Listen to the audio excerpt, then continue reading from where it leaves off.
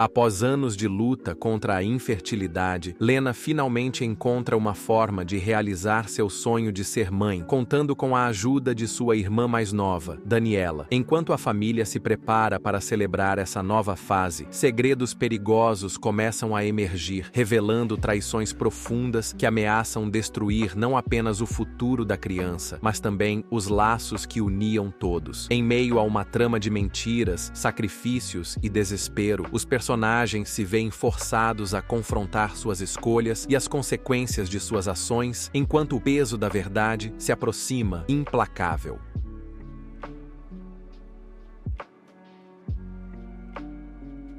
Minha esposa concordou em ser barriga de aluguel para sua irmã, mas acabou se apaixonando pelo cunhado dela.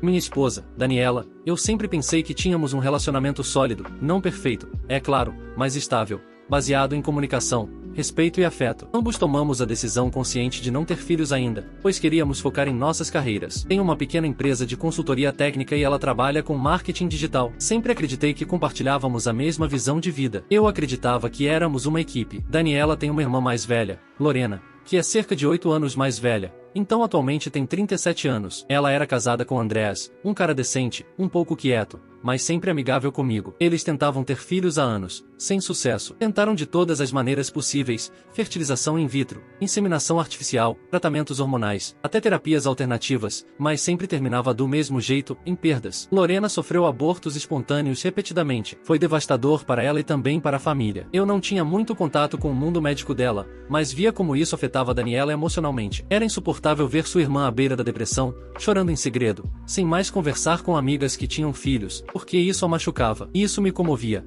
É claro, era impossível não se comover. Um dia, Daniela veio falar comigo. Ela disse que Lorena tinha feito uma proposta. Ela queria que Daniela fosse uma barriga de aluguel. Fiquei sem palavras. Não sabia o que dizer. Não esperava por isso. Achei que fosse uma piada, mas não era. Daniela explicou que elas já tinham conversado várias vezes entre elas e também com Andrés. Segundo o que me contou, essa era a única opção viável antes de desistirem de vez. Lorena ainda tinha óvulos congelados. Andrés podia fornecer a parte dele e Daniela estava em excelente estado de saúde. Legalmente, no nosso país, a gestação de substituição não é permitida, não existe uma regulamentação formal, mas Lorena disse que seria um acordo familiar, um ato de amor entre irmãs. Fariam tudo por conta própria, sem contratos, apenas com a intenção de ajudar. Eu não concordei desde o início, porque não queria que Daniela experimentasse sua primeira gravidez dessa forma. Se fossemos ter um filho, eu queria que fosse nosso, para compartilharmos essa experiência, para sentirmos que era fruto do nosso amor, não apenas um útero emprestado para outro. Além disso, não gostei da forma como me apresentaram a ideia. Parecia que tudo já tinha sido decidido e só faltava eu dizer sim, como se fosse apenas uma formalidade. Mas Daniela insistiu, falou comigo calmamente,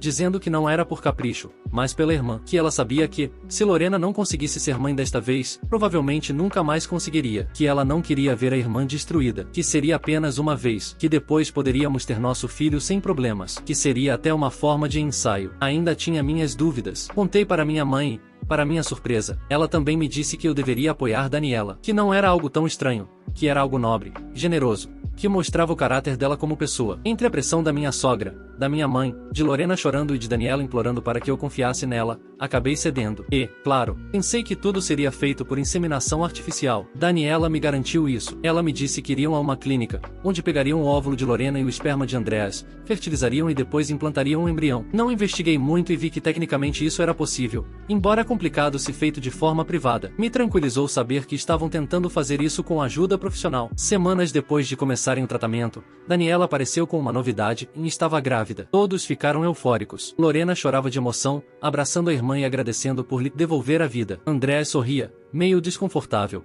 mas animado. Meus sogros organizaram um jantar em família naquele fim de semana para comemorar. Houve brindes, fotos, presentes. Daniela estava radiante. E eu, embora com dúvidas, decidi ficar feliz. Achei que, pelo menos, isso estava unindo a família. Nos 6 meses seguintes, tudo parecia perfeito. Daniela não teve grandes complicações. Sua gravidez progredia normalmente. Lorena estava tão grata que praticamente tratava Daniela como uma rainha. Comprava roupas, a acompanhava nas consultas, mandava alimentos saudáveis, pagava por massagens pré-natais. pais. Minha sogra também estava feliz. Seria seu primeiro neto. Os fins de semana eram encontros familiares. Todos estavam mais unidos do que nunca. Até Andreas, que costumava ser um pouco distante, agora participava mais. Ficava conversando conosco depois das refeições, ajudava a carregar coisas pesadas ou levava Daniela para as consultas quando eu não podia. Achei que talvez realmente tivéssemos feito a coisa certa. Talvez tivéssemos feito algo bom. Eu estava tão focado em ver o lado positivo que não quis perceber os pequenos sinais. Aqueles que, olhando para trás, me fazem me sentir um idiota. Infelizmente, à medida que a gravidez avançava,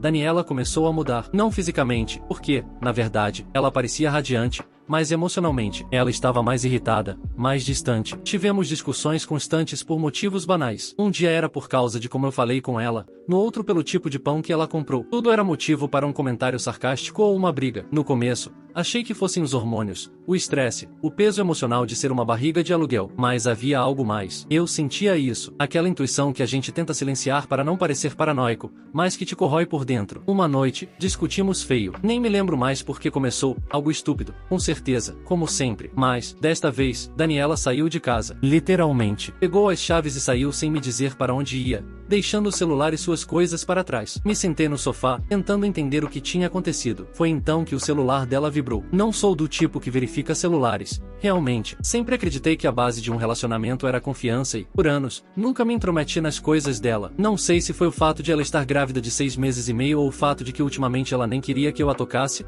ou simplesmente o acúmulo de coisas estranhas. O ponto é que, sem pensar muito, peguei o celular dela e, como por reflexo, tentei a antiga senha que ela costumava usar. Surpreendentemente, ainda era a mesma. A notificação era uma mensagem de Andreas. Sim, Andreas, o marido da irmã dela, Lorena, o pai biológico do suposto bebê que Daniela estava carregando. A mensagem dizia: "Quer que a gente se veja?" Tão frio, direto, sem rodeios. Meu coração parou por um segundo. Não queria presumir o pior, mas algo no meu estômago já sabia a verdade. Me aproximei mais até que o que vi me deixou sem fôlego. Em uma mensagem de Daniela, de várias semanas atrás, dizia: "Eu sei que no começo era só pela Lena, mas o que estamos fazendo não é apenas físico, me faz sentir coisas que eu nunca imaginei." E outra, ainda mais antiga: "E naquela vez no apartamento foi incrível. Eu nunca tinha me sentido assim, não foi inseminação artificial, nunca foi." Daniela e Andreas estavam dormindo juntos há meses, debaixo do meu próprio teto, usando a desculpa da gravidez. Eles usaram o disfarce do útero de substituição para terem um caso nas minhas costas, nas costas de Lorenus, nas costas de todos. Continuei lendo,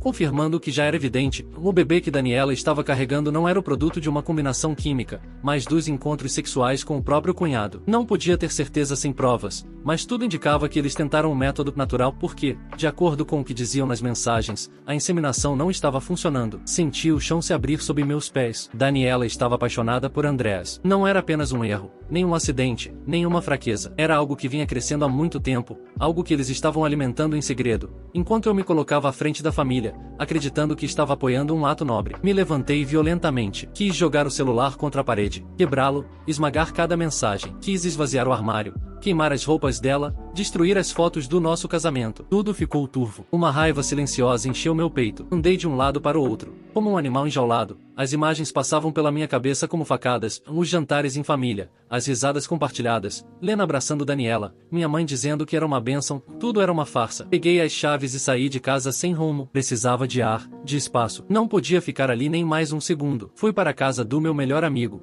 Julia. Não contei tudo imediatamente, apenas disse que precisava conversar com alguém, que estava a ponto de fazer uma loucura. Ele me recebeu sem julgar, me ofereceu uma cerveja gelada e simplesmente me ouviu. Quando finalmente consegui contar a ele o que tinha lido, seu rosto se tornou uma expressão de puro espanto. "Juro", disse eu, "não sei como não fui atrás daquele filho da mãe, não sei como não quebrei a cara deles. Me sinto humilhado, usado." Julian ficou em silêncio por alguns segundos e então disse algo que me salvou naquele momento: "E não faça nada agora. Você está de cabeça quente. Se fizer algo agora, vai destruir a sua vida. Melhor esfriar a cabeça e, quando estiver pronto, recolher o que é seu, como deve ser." Naquela noite, fiquei na casa dele. Não dormi. Apenas pensei em como tinha chegado a esse ponto, em como Daniela me olhou nos olhos tantas vezes enquanto carregava o filho de outro dentro dela, e em como Lorena celebrava um bebê que provavelmente era fruto de uma traição dupla. Em algum momento, pensei em simplesmente fingir ser idiota, deixar tudo passar, ficar em silêncio e depois ir embora, mas eu não sou esse tipo de pessoa. Não posso viver com uma mentira dessas. Não ia ficar em silêncio enquanto eles me olhavam nos olhos. Voltei para casa naquela noite como se nada tivesse acontecido, ou pelo menos tentei. Daniela já estava lá, agindo como se nada tivesse acontecido. Me cumprimentou da cozinha, com um tom seco,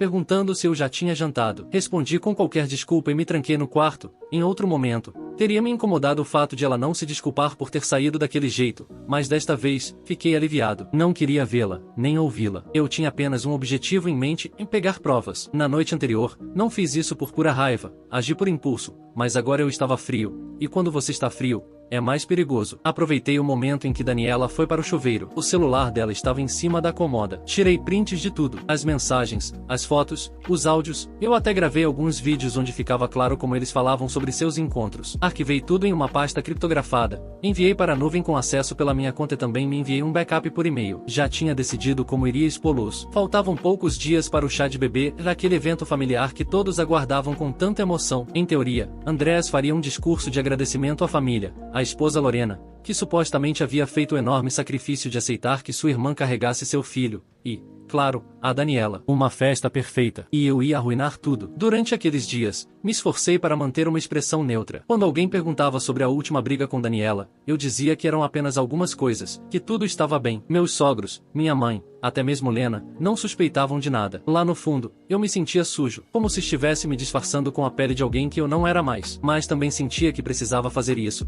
que a verdade não podia ser enterrada. O dia do chá de bebê chegou. Foi organizado na casa dos sogros, no jardim principal. Havia um projetor para mostrar fotos de Daniela grávida. Eu também deveria dizer algumas palavras, mas me desculpei. Disse que preferia ceder aquele momento. Andrés aproveitou a estrutura técnica do projetor. Um primo de Daniela havia deixado tudo conectado a um laptop para passar um slideshow. Eu disse a ele que queria colocar algo emocionante como surpresa. Ninguém suspeitou de nada. Troquei o arquivo de apresentação por um que eu havia montado, numa sequência de capturas de tela, com uma música instrumental suave ao fundo, e deixei tudo pronto para ser ativado durante a intervenção de Andrés. Quando Andrés pegou o microfone e começou seu discurso, todos ouviram atentamente. Ele falou sobre o quanto era grato à família, sobre como o processo havia sido difícil, sobre como Daniela tinha feito algo que muitas mulheres jamais ousariam fazer. E então, na tela atrás dele, as mensagens começaram a aparecer. Primeiro, uma inofensiva, ambígua, em eu gostaria de ficar com o bebê, e com você seríamos felizes. Risinhos nervosos. Alguns acharam que era uma piada interna. Andrés olhou para a tela, confuso, como se não entendesse. Depois, outra, em aquela noite na sua casa foi inesquecível. Silêncio. Alguém murmurou, o que é isso? Então,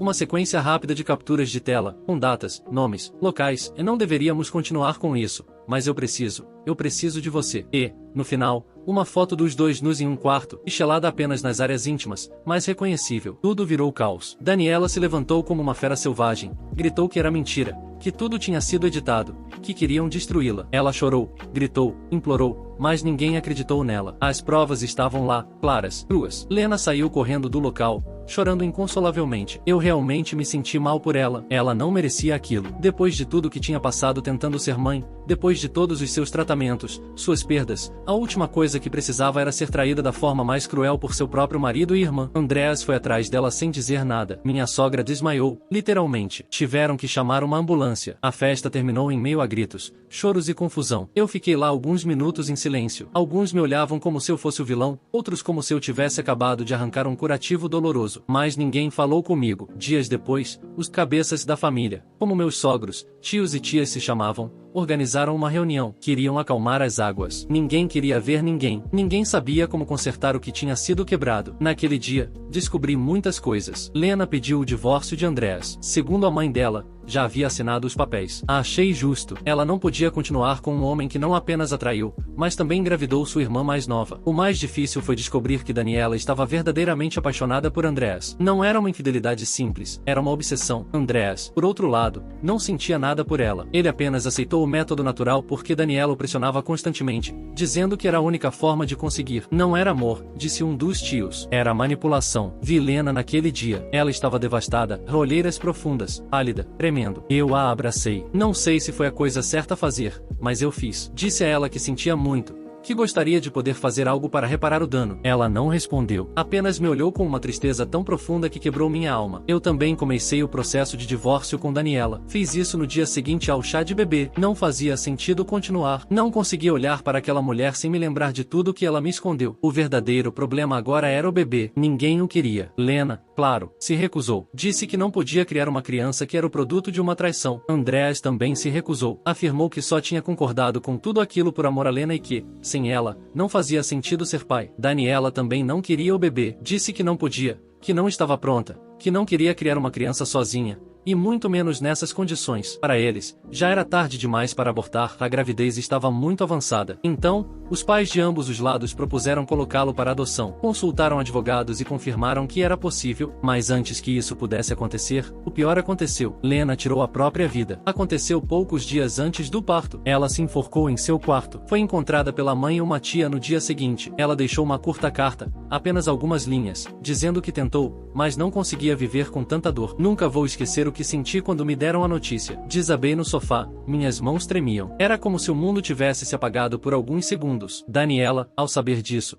entrou em crise. Disseram que se culpava imediatamente, que não parava de chorar, que batia a cabeça contra a parede, dizendo que tudo era culpa dela. Semanas depois de ter assinado o divórcio, soube que a internaram em um centro psiquiátrico. O diagnóstico, em transtorno depressivo severo com episódios psicóticos. Andreas desapareceu, literalmente. Soubemos que pegou um voo para a Espanha. O bebê nasceu saudável. Um casal sem filhos de outro estado o adotou alguns meses depois. Às vezes me pergunto se fiz a coisa certa ao expô-los de forma tão pública. Talvez teria sido melhor falar com Lena sozinha, mostrar a verdade de forma controlada. Talvez ela ainda estivesse viva. Talvez tivesse tido a chance de se curar, de reconstruir sua vida. Eu tomei a decisão de tornar tudo público. Acendi o pavio. E, embora não me arrependa de ter mostrado a verdade, carrego a culpa de como ela soube. Às vezes, sonho com isso, com seu rosto chorando, com seu olhar vazio,